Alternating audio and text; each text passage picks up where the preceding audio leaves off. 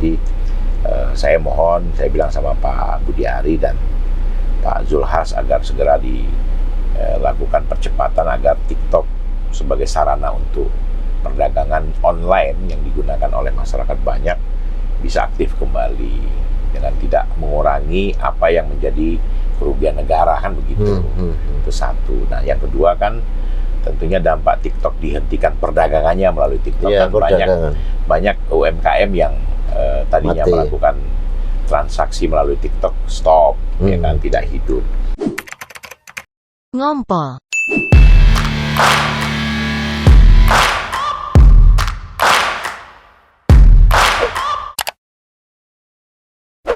Halo guys, apa kabar? Kita ketemu lagi di Ngompol, ngobrol politik. Hari ini kita kedatangan siapa, Jen? Ini tamu agung kita. Mantap. Ini kawan dekat, tapi memang orang yang paling penting di Republik ini. Itu dia. Jadi kita ini memang kadang-kadang mau menyapa aja nggak berani karena kesibukan dan sesekali kadang-kadang ngimpi saya gimana caranya bisa kayak kawan kita ini. Bisa pasti. Tapi hari ini kita kedatangan Pak Afriansyah Nur atau yang biasa kita kenal dengan Bang Ferry. Ya, betul, apa kabar, Bang? Baik, selamat siang. Assalamualaikum Mas Rofik, sahabat saya dan Mbak Tim. Dewi. Waalaikumsalam warahmatullahi. Ini podcastnya keren ini. Mantap. Yang lebih keren lagi bintang tamu hari ini. Oh iya. Nggak ada duanya. Dan ini bintang tamu yang kedua. Iya. Oh, kedua. Yang kedua. Iya. Makanya kita. Yang pertama siapa? Hasto Christian. Mas Hasto. Ini udah levelnya para pemegang kunci luar biasa. Ini penting banget guys, apalagi baru-baru ini kan kita baru ditutup nih TikToknya kan. TikTok Shop itu kan juga UMKM ya guys. Coba kita tanya kenapa sih Bang Ferry kok ditutup? Ya, jadi gini ya, kalau regulasinya dengan Kementerian Tenaga Kerja itu kan TikTok ini tidak ada langsung ya. Karena ini berkaitan dengan kementerian lembaga, kementeriannya Kementerian Perdagangan, ya kan. Kalau UMKM itu tidak lepas dari Kementerian UMKM, ya kan. Nah, kalau kami itu jatuh pada tenaga yang bergerak ya, untuk misalkan pemesanan mungkin Bang Rofik ya. Jadi ada yang mengantar, ya kan. Kemudian ada yang dapat order dari ojol atau dari ojek online, ya kan. Di situ yang sebenarnya yang perannya dari TikTok ya. Nah, tapi memang menurut saya ya, memang regulasi TikTok ini yang harus diatur. Karena berkaitan dengan mungkin soal pajak. Oh, pajak nggak ada yang bisa ini ya, nggak bisa direkam langsung ya? Tidak bisa diambil langsung. Artinya kan negara juga tidak boleh dirugikan oleh pengembang atau oleh TikTok yang memang bisa berinteraksi langsung, ya kan. Nah, mungkin ini yang perlu dipelajari dan harus dibuat regulasinya oleh pemerintah bersama stakeholder yang lain, ya kan. Nah, beberapa kementerian harus duduk bersama sehingga proses UMKM atau perekonomian ini bisa berjalan dengan baik, Mbak Devi. Nah, saya melihatnya begitu. Nah, saya pun sebagai Wakil Menteri Ketenagakerjaan tentunya sangat menyayangkan juga. Tetapi memang kita harus segera setelah TikTok ini ditutup untuk perdagangannya ya.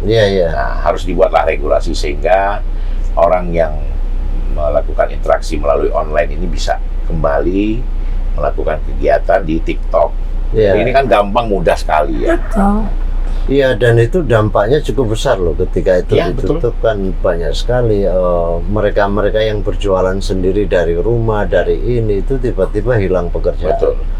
Padahal kalau lihat data terakhir pengangguran itu ada 7,9 juta kan ya. Kalau ada TikTok kemarin kan sebenarnya bisa memperkecil itu ya. Jadi upaya di luar itu apa? Karena kan persiapan regulasi iya, tapi sisi yang lain kan juga perlu ada mekanisme baru atau sistem baru yang bisa mengakomodir. Jadi saya kan sudah bilang juga kemarin, kebetulan kan dengan Bang Jul juga saya bisik-bisik juga dengan Kementerian Kominfo juga, ya kan. Ini kaitannya dengan Kominfo juga ada, karena ini kan korelasinya jelas media digunakan adalah IT kan. Ya, jadi saya mohon, saya bilang sama Pak Budi Ari dan Pak Zulhas agar segera dilakukan percepatan agar TikTok sebagai sarana untuk perdagangan online yang digunakan oleh masyarakat banyak bisa aktif kembali dengan tidak mengurangi apa yang menjadi kerugian negara kan begitu.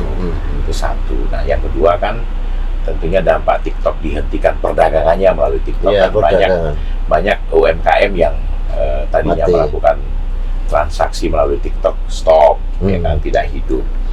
Nah ini mungkin yang harus segera pemerintah juga buat, Mas. Nah saya juga menekankan kepada perdagangan atau kepada Kementerian Perindustrian dan Perdagangan, jangan hanya orang yang berdagang melalui TikTok, tapi regulasi soal masuknya barang impor dari luar ini harus dijaga juga. Sekarang ini kan banyak, banyak barang-barang luar yang masuk dengan tidak terkendali sehingga menjadi persaingan untuk produk-produk Indonesia. Nah ini juga harusnya diperhatikan. Soalnya kan yang kurang fairnya yang perorangan ditutup, tapi yang Alibaba yang justru besar-besar dengan harga yang luar biasa murah tetap buka gitu. Itu kan mengusik rasa keadilan. Ya, jadi salah satu yang memang harus pemerintah lakukan perbaikan ya seperti tadi ya. Banyak produk-produk impor yang masuk sehingga mengurangi atau justru merugikan produk-produk yang ada dari Indonesia.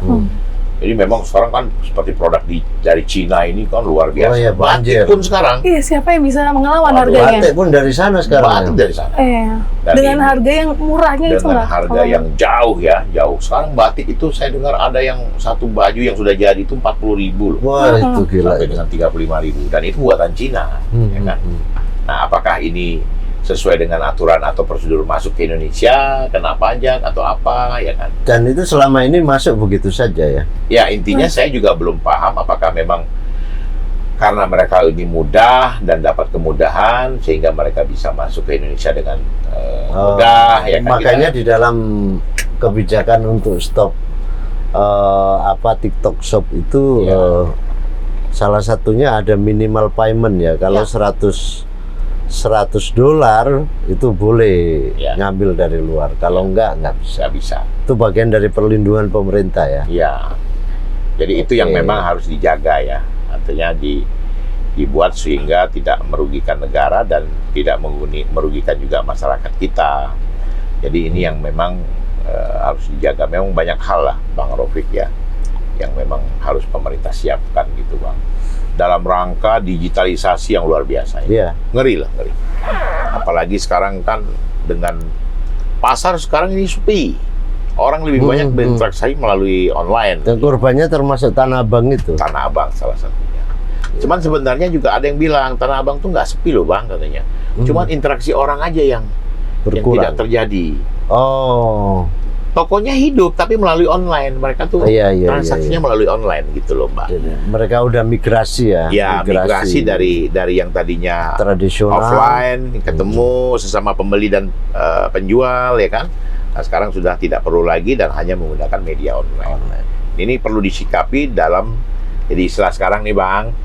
4.0 atau 5.0. Wah, ini kenal sekarang ya kan. Nggak ngerti lagi yang 0.0 itu, Bang.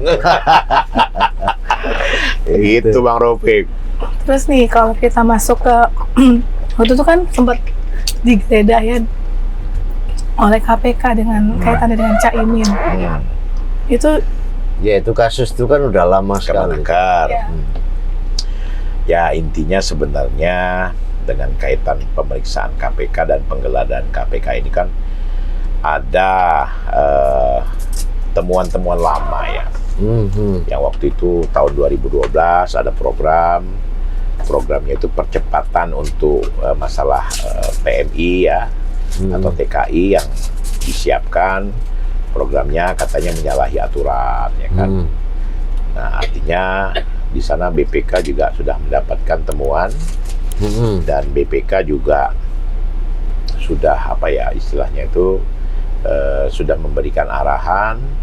Nah, jadi karena temuan-temuan inilah kembali terungkap lagi atau diungkap lagi kasus 2012 itu. Jadi termasuk yang disibukkan dong untuk mempersiapkan data segala macam. Kalau saya sih enggak lah ya, Enggak, tapi teman-teman yang di dalam di kan dalam udah ya pastilah disibukkan menyiapkan data-data kembali dan disiapkan untuk bagaimana bisa menjawab apa yang menjadi pertanyaan dan temuan-temuan tadi begitu. Tapi pasti nggak merembet ke setelah itu kan, setelahnya kan, Nggak itu tahu, memang hanya nggak tahu juga. spesifik ke menteri yang lama ya. Dia belum tahu juga. Oh, belum Kita tahu. kan nggak ngerti. Yang jelas saya sebagai wakil menteri kan ibarat orang tuh Bang Rofik, Mbak Devi, itu kaki kirinya sudah masuk penjara separuh. Oh iya, Pejabat negara birokrasi itu. begitu. Iya. Jadi ya kalau saya sarankan untuk diri saya juga ya menjaga betul bagaimana kita sebagai orang yang diberikan amanah oleh presiden, oleh negara, melaksanakan tugas dengan sebaik-baiknya, kemudian memberikan arahan dan sesuai dengan regulasi dan undang-undang, serta ya jangan macam-macam gitu aja. Ya, mungkin itu yang saya lakukan sekarang ini. Jadi udahlah, Bismillah aja, ya kan Bang Rofik. Yang penting negara sudah memberikan fasilitas, gua nikmati aja bos. Kalau soal itu saya nggak ragu karena punya komitmen yang cukup tinggi soal itu. Amin ya. Tapi kalau kita ngomongin apa sih program pamungkasnya ketenagakerjaan supaya kita bisa cut angka pengangguran? Jadi sekarang ini pemerintah melalui Perpres nomor 68 tahun 2022 di bulan April itu Presiden sudah menginstruksikan Kementerian Ketenagakerjaan ini sebagai lembaga kementerian vokasi ya. Sehingga kami sekarang tentunya sedang membuat atau memperkuat dan melakukan koordinasi dengan semua perguruan tinggi baik SMA, SMK maupun perguruan tinggi untuk bersama-sama menciptakan anak-anak yang atau sumber daya manusia yang punya skill dan punya kemampuan dan kompetensi Bang Rofik. Karena kita tahu lah bahwa sekarang ini anak tamat SMA itu kadang-kadang dia hanya melanjutkan kuliah, itu yang diistilahkan itu hanya melanjutkan 4 tahun menunda pengangguran. Ya, itu yang terjadi. Nah, jadi sekarang ini kami diperintahkan Presiden untuk menciptakan sumber daya manusia yang punya skill dan kemampuan. Makanya kami punya balai-balai latihan kerja kami yang siap untuk bekerja sama dengan pemerintahan kabupaten kota, provinsi. Ada berapa BLK sih? BLK kita di seluruh Indonesia ada 21. Cuma 21? Ya, ini sekarang dikembangkan harus menjadi 34. 34 oleh Presiden di 34 provinsi. Tapi kami punya kerjasama dengan UPTD dan UPTP yang berada di provinsi dan kabupaten kota. Jadi kerjasama kita.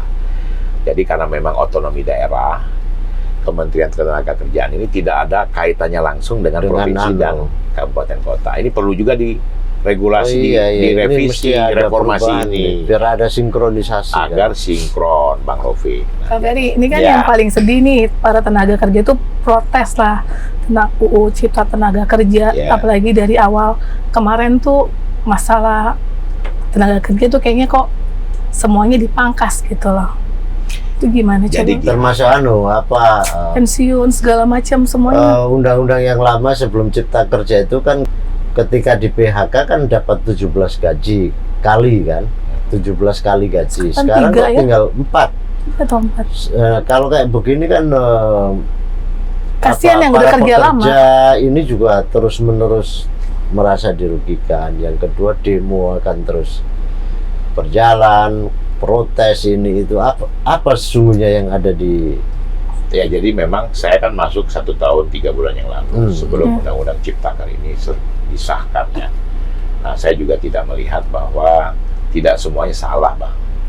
Ada hal-hal yang memang mungkin tidak sesuai dengan apa yang dikehendaki oleh pekerja atau yang tidak dikehendaki oleh pengusaha, ya kan. Nah, harusnya memang Kementerian Tenaga Kerja ini memfasilitasi pertemuan atau tripartit ya. Jadi dalam membuat undang-undang itu kan harus ada harmonisasi antara pekerja, pengusaha dan pemerintah sehingga ini bisa berjalan dengan baik. Nah, mungkin saya melihat bahwa ya sekarang ini kan Undang-Undang Cipta Kerja sudah disahkan, kan.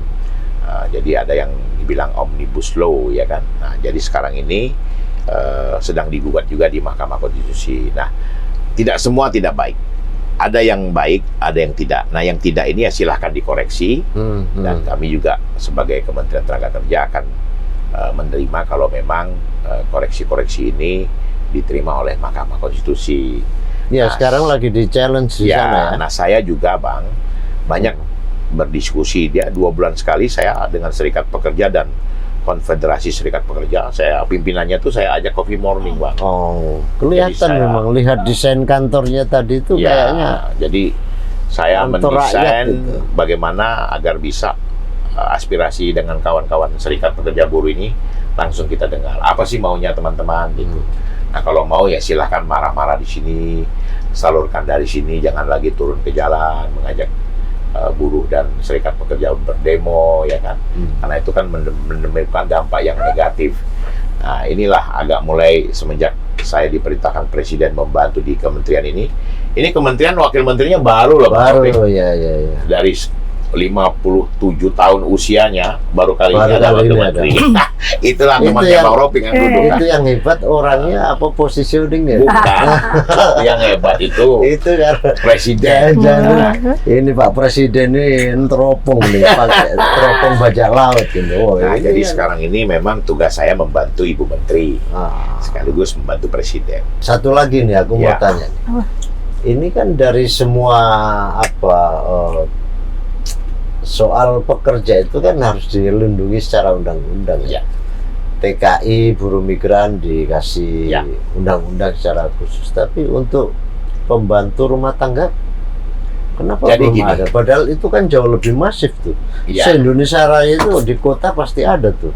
Jadi soal Mayoritas ada lah. kita sedang ada undang-undang yang sedang digodok untuk melindungi atau perlindungan terhadap pembantu rumah tangga, pekerja informal lah namanya. Informal. Informal. Nah, salah satu kami sudah lakukan adalah bekerja sama dengan BPJS Ketenagakerjaan untuk melindungi jaminan sosial ya kepada tenaga kerja yang informal, Bang.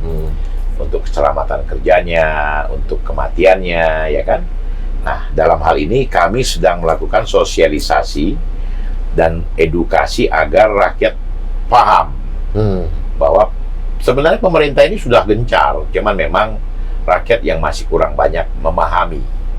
Nah, ini saya baru pulang dari Bogor dalam diskusi edukasi soal jaminan sosial ketenagakerjaan. Jadi pekerja informal seperti pembantu rumah tangga, supir, ya, pekerja bukan penerima upah, ya kan?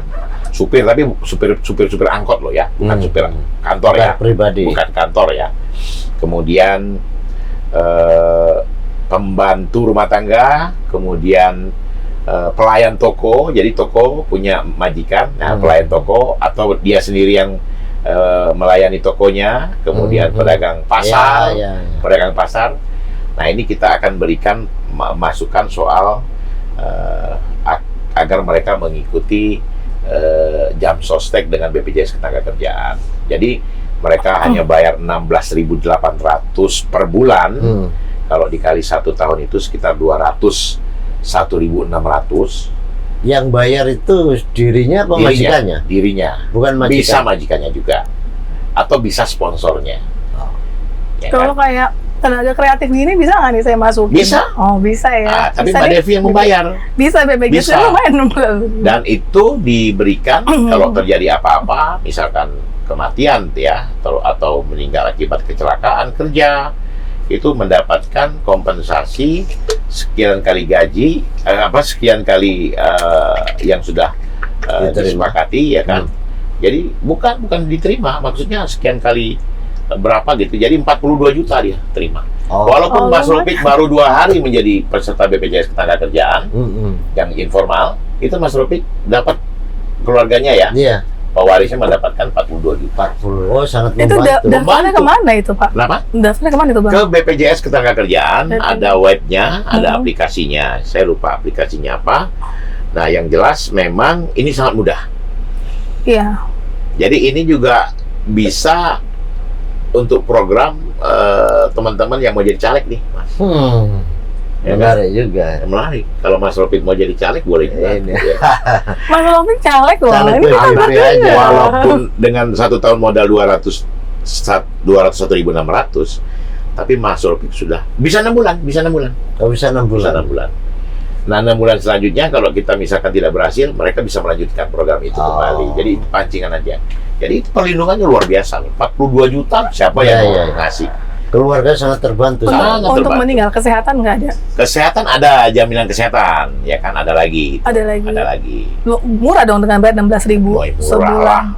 Makan cendol aja udah berapa? Benar. Ini cuma sebulan sekali. Ikuti, kita cari lah. Dan buat Jadi masnya yang sedang menyoting ini bisa.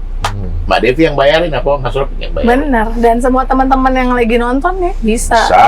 Itu lumayan Semua banget, peserta yang lagi 16.000. nonton bisa. Jadi kita daftarkan uangnya minta ke Pak Wamen. Benar. Boleh. Benar. Nggak ada masalah, ya kan.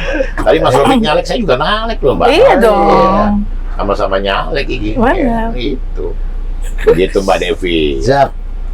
Ini luar Siap. biasa ini.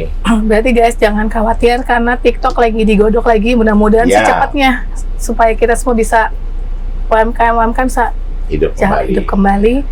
Terus mudah-mudahan juga direvisi ya Pak soal yang udah kerja lama cuma dapatnya cuma 3-4 kali, sedangkan kan pekerja dapatnya cuma dari situ doang. Iya.